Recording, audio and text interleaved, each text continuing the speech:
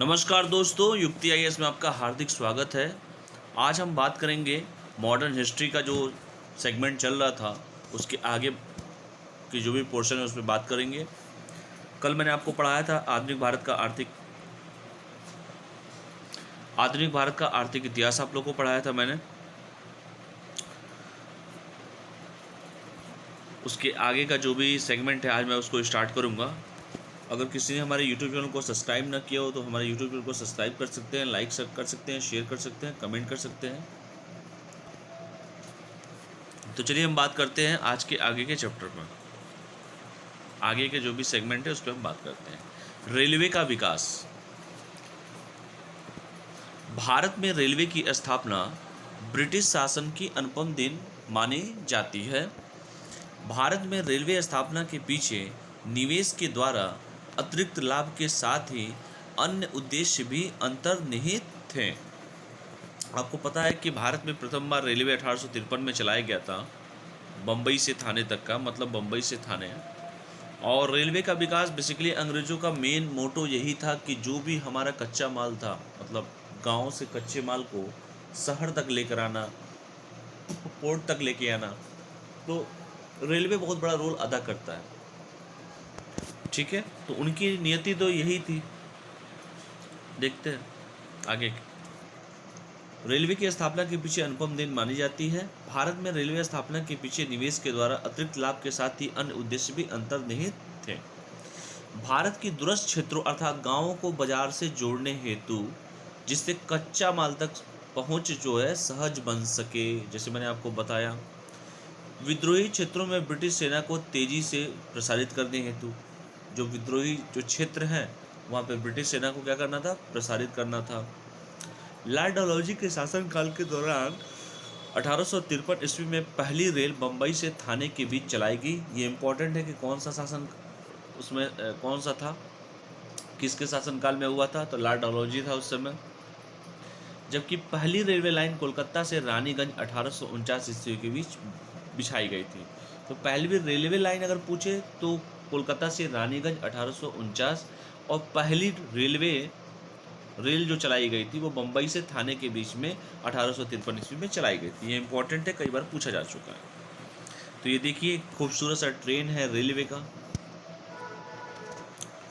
ठीक है, निजी और सार्वजनिक दोनों निवेशकों को आमंत्रित किया गया और घाटे के बावजूद उन्हें 5% गारंटी युक्त ब्याज दिया गया। ठीक है, सर्वाधिक रेलवे लाइनें कर्जन के समय बिछाई गई।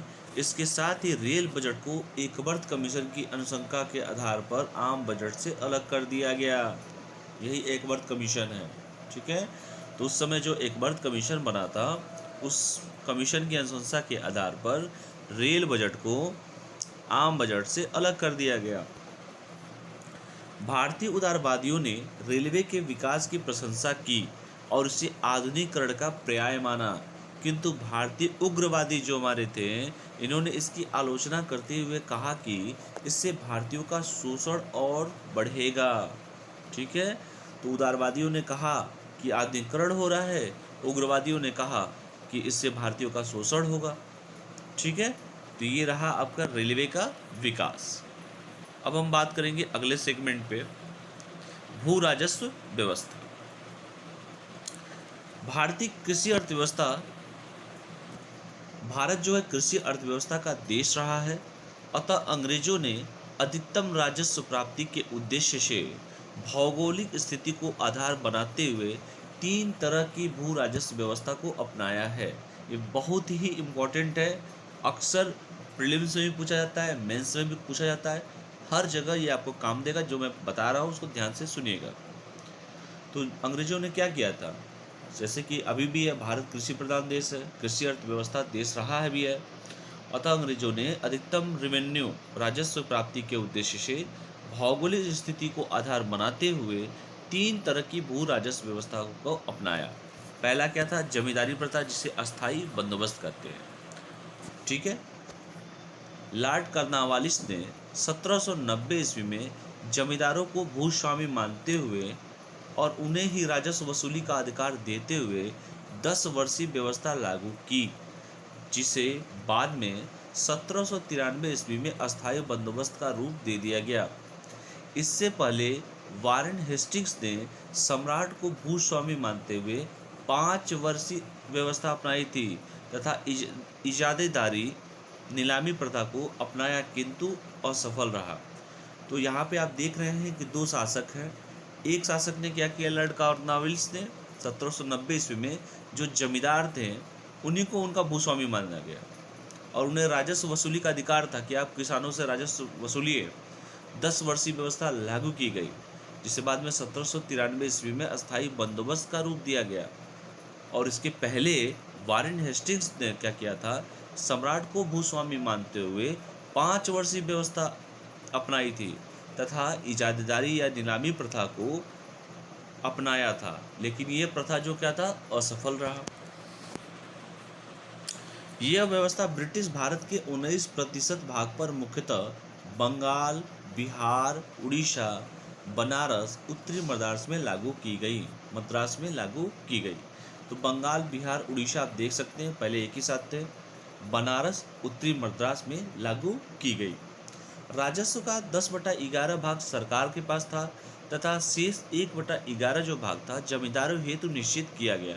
यानी आपको अगर कहा जाए कि जो जो रेवेन्यू जनरेट होता था, लगान का, राजस्व का रेवेन्यू था, वो 10/11 भाग क्या करता था, सरकार के पास था और उसका 1/11 भाग जमींदारों हेतु निश्चित किया गया और मुख्यतः नगद वसूली पर ध्यान केंद्रित किया गया।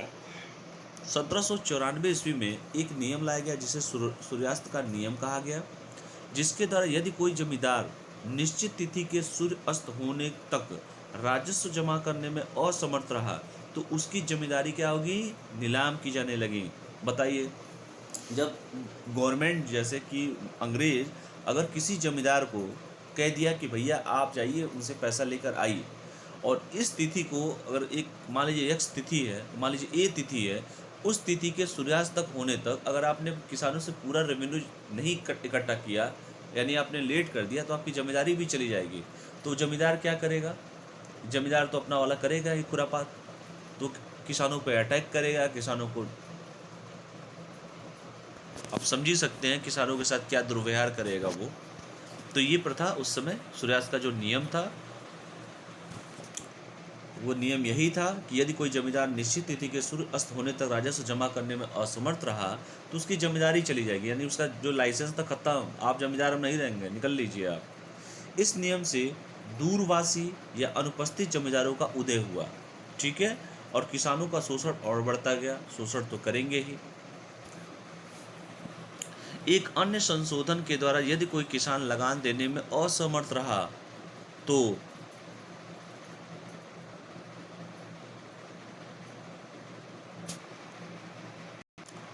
हाँ, आपको बताया जैसे मैंने कि एक अन्य संशोधन के द्वारा यदि कोई किसान लगान देने में असमर्थ रहा तो न्यायालय, यहाँ पे गलत लिखा हुआ है, तू न्यायालय लिखा है, न्यायालय है, न्यायालय की पूर्व अनुमति के बगैर भी जमींदारों को उनकी जमीन नीलाम करने का अधिकार दे दिया गया। बताइए कितना, मतलब किसानों के साथ देखिए कितना दुर्व्यवहार किया जाता था कि अगर वो न्यायालय की पूर्वनुमति के बगैर जमींदारों को उनकी जमीन जो था नीलाम करने का अधिकार दे दिया गया, जिससे किसानों का शोषण अधिकतम हो गया। और बाद में किसानों के उत्पीड़न को रोकने के लिए न्यायालयों में फीस कम कर दी गई। मतलब देखिए, घुमा फिरा के तो कॉन्स्पिरेसी है, षड्यंत्र ही है किसानों के प्रति। रजनी पामदत्त व राजा राम मोहन राय जैसे विचारकों ने अस्थायी बंदोबस्त का समर्थन किया था। ये इम्पोर्टेंट है कि समर्थन किया था किसने, रजनी पामदत्त व राजा राम मोहन जैसे विचारक जो थे उन्होंने अस्थायी बंदोबस्त का समर्थन किया था। तो ये था आपका पहला टॉपिक, इसका जमींदारी या अस्थायी बंदोबस्त का। अब हम दूसरी बात करते हैं, रैयतवाड़ी क्या होता है। रैयतवाड़ी, ये तीनों के तीनों बहुत ही इम्पोर्टेंट है। इस व्यवस्था में किसानों को भूस्वामी मानकर राजस्व वसूली उन्हीं के साथ निश्चित की गई, परंतु वास्तविक स्वामित्व तो अंग्रेजों के पास ही बना रहा, क्योंकि लगान ना देने पर वे जमीन की नीलामी हेतु स्वतंत्र थे। कि इसमें क्या हुआ था, पहले तो क्या था, जमींदारों को था कि जाइए जमींदार भाई आप पैसा लेके आइए, उनसे पैसा कलेक्ट करके हमको मतलब हमको रेवेन्यू दीजिए। उसका एक 10/11 भाग अंग्रेज के पास था, अंग्रेजों के पास था, और 1/11 भाग जमींदारों को दे दिया जाता। लेकिन रैयतवाड़ी में क्या हुआ था, इसमें किसानों को इसका भूस्वामी माना गया, परंतु जो वास्तविक स्वामित्व था वो अंग्रेजों के पास ही रहा, क्योंकि लगान न देने पर वे जमीन की नीलामी हेतु स्वतंत्र थे। 1792 ईस्वी में कर्नल रीड ने, इम्पोर्टेंट है, मद्रास के 12 महल क्षेत्र में इसे पहली बार अपनाया। ये कई बार पूछा जा चुका है। 12 महल क्षेत्र 1792 ईस्वी में कर्नल रीड ने अपनाया, लेकिन इसे व्यवस्थित रूप 1820 ईस्वी में थॉमस मुनरो ने दिया। यह व्यवस्था ब्रिटिश भारत के 51% क्षेत्र पर लागू हुई, या नहीं है, यह व्यवस्था ब्रिटिश भारत के 51% क्षेत्र पर लागू हुई, जिसमें बम्बई, मुंबई, मद्रास, पूर्वोत्तर बंगाल का कुछ पूर्वी हिस्सा भी शामिल थे। तो ये भी इम्पोर्टेंट है कि ये जो ब्रिटिश भारत के 51% क्षेत्र पर जो लागू हुआ, उसमें कौन कौन सम्मिलित हुआ, तो उसमें कौन था, मुंबई था, मद्रास था, पूर्वोत्तर में बंगाल का कुछ क्षेत्र था और शामिल थे। सैद्धांतिक रूप से इस व्यवस्था में सर्वेक्षण व मापन की व्यवस्था की गई और साथ ही पट्टा व कबूलियत को जारी रखा गया, किंतु व्यवहार में अनुमान के आधार पर ही उत्पादन व राजस्व वसूली होती रही। तो पट्टा व कबूलियत जो था उसको क्या किया, जारी रखा गया, लेकिन व्यवहार में क्या होता था, उत्पादन व राजस्व वसूली क्या होता, अनुमान के आधार पर ही होता था। ठीक है, तो ये रैयतवाड़ी में उस समय कॉन्सेप्ट था। 20 से 30 वर्षों में राजस्व की दरों में परिवर्तन किया जाना स्वीकारा गया। इस व्यवस्था में कलेक्टर को महत्वपूर्ण भूमिका दी गई, किंतु उसके द्वारा ध्यान न दिए जाने के कारण भ्रष्टाचार बढ़ता गया और किसानों का शोषण भी बढ़ता गया। ठीक है, तो कुल मिला के पिस कौन रहा है, किसान ही पिस रहे हैं। 1875 ईस्वी में एक प्रभावी दक्कन कृषक विद्रोह सामने आया और यह इतना विद्रोह प्रभावी था कि सरकार को 1879 में दक्कन कृषक राहत अधिनियम लाना पड़ा। हालांकि बहुत सारे कृषक आंदोलन हुए हैं, पूरा वीडियो मैं आपको बना के बताऊंगा, पूरा उसके बारे में डिटेल पढ़ाऊंगा, लेकिन जैसे जैसे सीरीज चल रहा है वैसे वैसे आप लोग अभी चलने दीजिए और धीरे धीरे सारे कॉन्सेप्ट को आपको बताया जाएगा। ठीक है, ये फिगर के माध्यम से सब बता दिया गया है कि कहाँ पे जमींदारी प्रथा थी, कहाँ पे रैयतवाड़ी प्रथा थी, कहाँ पे महालवाड़ी थी और कहाँ पे मिक्स सिस्टम था। ठीक है, तीसरे ही बात करते हैं हम महालवाड़ी व्यवस्था। ठीक है, पहला जमींदारी प्रथा बताया मैंने, दूसरा आपको रैयतवाड़ी था और तीसरा महालवाड़ी सिस्टम था। इसका अर्थ है कि गांव के समूह के आधार पर राजस्व प्रक्रिया को स्थापित करना। यह भूमि पर सामुदायिक स्वामित्व को स्वीकारती है। ठीक है, यह व्यवस्था जमींदारी व रैयतवाड़ी की मिश्रण मानी जाती है। ठीक है, जमींदारी की और रैयतवाड़ी दोनों का मिक्सअप तो कौन था, महालवाड़ी। 1822 ईस्वी में हार्ट मैकेजी द्वारा इसे विस्तृत तौर पर अपनाया गया। अवध, पंजाब, मध्य प्रांत सहित यह भारत के 30% भाग पर लागू हुआ। ये कितने प्रतिशत भाग पर लागू हुआ, 30% भाग पर लागू हुआ। लॉर्ड विलियम बेंटिंग के समय मार्टिन बर्ड द्वारा इस व्यवस्था में मानचित्रों और पंजियों का उपयोग किया गया, इम्पोर्टेंट है, और इसीलिए मार्टिन बर्ड को उत्तरी भारत की राजस्व व्यवस्था का जनक भी कहा जाता है। तो किसे कहा जाता है, मार्टिन बर्ड को उत्तरी भारत की राजस्व व्यवस्था का जनक कहा जाता है, क्योंकि मानचित्रों और पंजियों का उपयोग भी इसी समय किया गया था। ठीक है, और मार्टिन बर्ड को क्या कहा गया था, उत्तरी भारत की राजस्व व्यवस्था का जनक कहा गया था। रैयतवाड़ी की तरह इसमें भी सैद्धांतिक रूप से मापन व सर्वेक्षण को अपनाया गया तथा 10 से 20 वर्षों में राजस्व की दरों में परिवर्तन किया जाना स्वीकारा गया। ठीक है, तो सब अपने अपने तरीके से राजस्व की वसूली करते थे। तो ये सारा का सारा डिटेल आप लोग देख लीजिएगा। ना समझ में आए तो वीडियो को पॉज करके 2-4 बार देखिए, कॉपी पे लिखिए और अपने तरीके से इसको सोचने की कोशिश कीजिए। ठीक है, इस व्यवस्था में राजस्व का दर लगभग 80% तक पहुंच गया। अब बताइए, महालवाड़ी आया, दोनों का मिक्सअप, जमींदारी रैयतवाड़ी का मिक्सअप आया, तो किसानों को लगा कुछ अच्छा हो रहा है। अच्छा क्या हो रहा है आप देख लीजिए। इस व्यवस्था में राजस्व का जो दर था आरंभ में 80% तक पहुंच गया, जिसे लॉर्ड विलियम बेंटिक ने 66% और बाद में लॉर्ड डलहौजी ने 50% कर दिया। ठीक है, ये डेटा है, डेटा को देख लीजिएगा आप लोग। तो ये रहे आज के, जो मैंने आपको कहा कि जैसे कि रेलवे का विकास आज मैंने आप लोगों को पढ़ाया, फिर आपको भू राजस्व व्यवस्था पढ़ाया जिसमें जमींदारी प्रथा था, रैयतवाड़ी प्रथा था, महालवाड़ी प्रथा था। तो ये पूरा का पूरा मैंने आज आपको डिटेल पढ़ा दिया। आगे की चर्चा कल के वीडियो में हम करेंगे। कल एक नए कॉन्सेप्ट के साथ हम आगे बढ़ेंगे।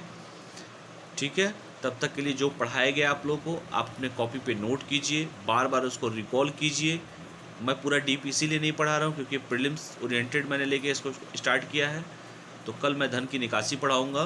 तब तक के लिए आप इसको बार बार रिकॉल कीजिए, पढ़ाई करते रहिए, स्वस्थ रहिए, मस्त रहिए और पढ़ते रहिए। और पीछे का जो भी वीडियो दिया गया है, मैंने कहा है कि जो भी वीडियो मैं आपको दूंगा प्रीलिम्स ओरिएंटेड ही दूंगा, पूरा डीप नहीं पढ़ाऊंगा, एकदम शॉर्टकट में ही बताते चल रहा हूँ।